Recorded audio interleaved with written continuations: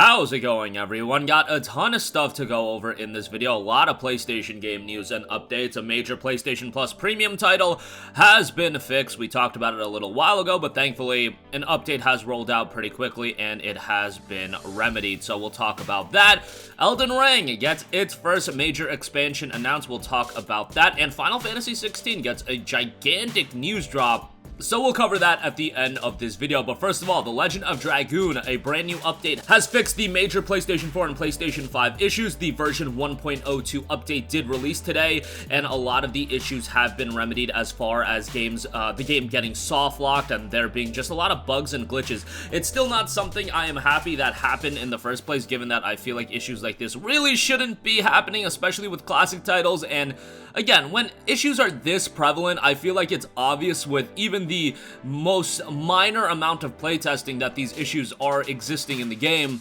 But for whatever reason, we still let the game get rolled out in an incredibly poor state of affairs, but thankfully it is fixed now. So if you are a Plus Premium subscriber, or if you did buy the game, because the game is buyable on the PlayStation Store for $9.99, that issue has been remedied, and you can now play the game, hopefully at a much smoother state. At this stage of the game, it's not a game that I'm gonna jump into right now just because there's so many other titles to play, and, not the time for me to go back and play a PlayStation 1 game, but I knew a lot of people that were incredibly excited about this game. First of all, getting added to the subscription service, and just being available on PS4 and PS5 in general, and I was very excited as well. Just seeing that store page up, that already was incredibly nostalgic, just because I know this is a game a lot of people grew up with on the PlayStation 1. It was one of those iconic games. Like, when you saw that box art for The Legend of Dragoon, I feel like it always stuck out, and it was nice to see it be available on current-gen platforms. And hopefully, with a game like this getting added to Plus Premium, the momentum is going to continue to roll on, and we're going to get quality updates for Plus Premium as a subscription service, because,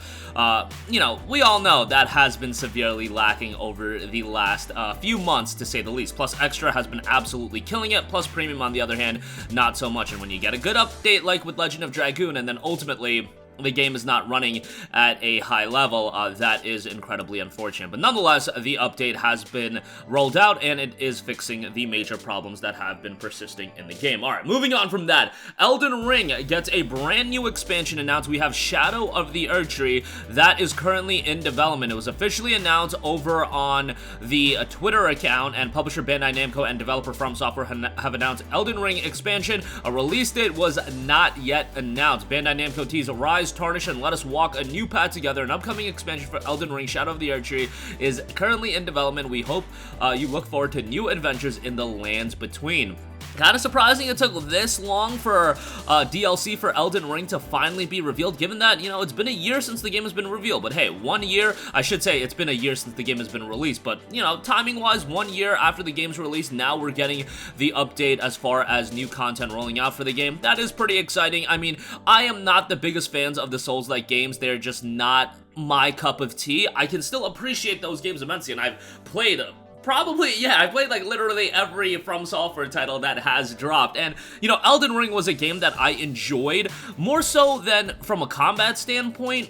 Rather, I did enjoy it just from like the world design, the aesthetics, and the exploration in the game. I thought the exploration was just so fun to go and find new areas, find new locations, and find bosses that, yes, would absolutely whoop me from time to time. But I just thought the exploration in the game was so well done, and cinematically, soundtrack-wise, I just think the art direction and the direction in general from a presentation standpoint was absolutely tremendous in Elden Ring, and that is the element that I got invested more so into the game than anything else. Still, I know a lot of you guys are incredibly excited about this, so very cool to see this come to fruition. And Elden Ring is one of those games that has really held up in price point as well. Like, if you have yet to pick it up, you're still probably going to be paying at least $45 to $50 for it. That's just what it is. And From Software games, generally speaking, do hold up in price. I mean, when you look at Dark Souls 3 still going for $30 on sale, Dark Souls 1 going for $20 on sale, yeah, they know what they have cooked up. At least Bandai Namco does. That's probably a publisher decision more than anything,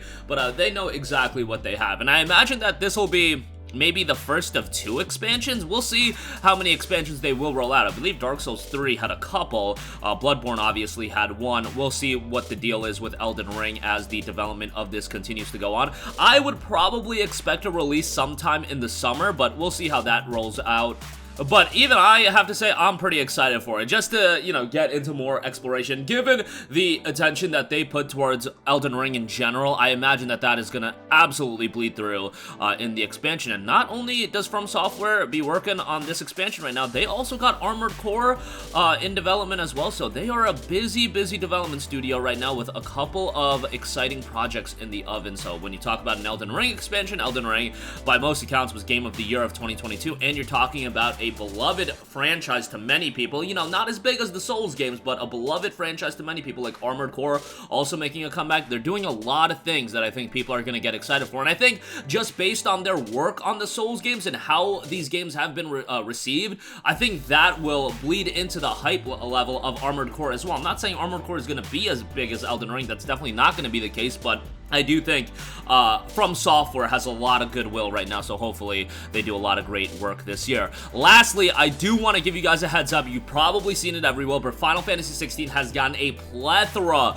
of new gameplay updates and details. A lot of new gameplay, a lot of questions and answers from the development studio and whatnot. I know there's been a lot of talk on the supposed PC version and it being a 6-month timed exclusive, but it won't be dropping on other platforms after 6 months. Nonetheless, the game looks incredibly stylish from an action-oriented standpoint. I don't really want to get too much into, the meticulous dissection of the game. Leave it to the people that got their hands on with it, because there was a hands-on demo that the media got to play, and just looking at some of this gameplay, it does look absolutely remarkable. I've been saying all year long that 2023 has a lot of incredible games that are coming out. When you look at the Dead Space remake, Resident Evil 4 remake, Hogwarts Legacy, a Star Wars Jedi Survivor, Spider-Man 2 later in the year, but for me, as a big Square Enix JRPG and Final Fantasy fan, Final Fantasy 16 really triumphed over them all as my most anticipated game of the year. And when you look at how brilliant this game is looking right now, I know some people may not be completely into the fast-paced, action-heavy elements of it, but man, this game looks stylish as all hell, and given the team that is working on the game, I have a lot of faith in Naoki Yoshida in dropping something special with Final Fantasy 16. Not crazy about, the time exclusivity gimmick and whatnot, but, it is what it is. If you have a PlayStation 5, this is definitely going to be one of the most remarkable experiences of the year, and just seeing, glimpses of the gameplay, it looks incredibly stylish, and how the final product is going to shape up will be exciting to see. And the best part about it is it's not that far away. This will be out on June 22nd, so this will be here before you even know it. But definitely look into all of that content if you have interest in the game. But that'll do it for me. Legend of Dragoon gets an update that fixes the major PS4 and PS5 problems. Elden Ring major expansion has been revealed for that. Hopefully that'll be out maybe sometime in the summer. And Final Fantasy 16 gets a lot of hands-on information. Just looks fantastic based on what I'm seeing thus far. That'll do it for me. Sound off with all of your thoughts in the comment section down below. Thank you for watching, and goodbye. Hey guys, we hope you enjoyed the video, and if you did, make sure to hit the subscribe button, and if you're already subscribed, do us a favor and hit the bell icon. This way you'll be notified whenever we post a new video. That's the best way to keep up with all of our uploads, and we usually try to upload 2 videos a day. And with the bell icon hit, you'll be notified whenever we do upload a video. As always, thanks for watching.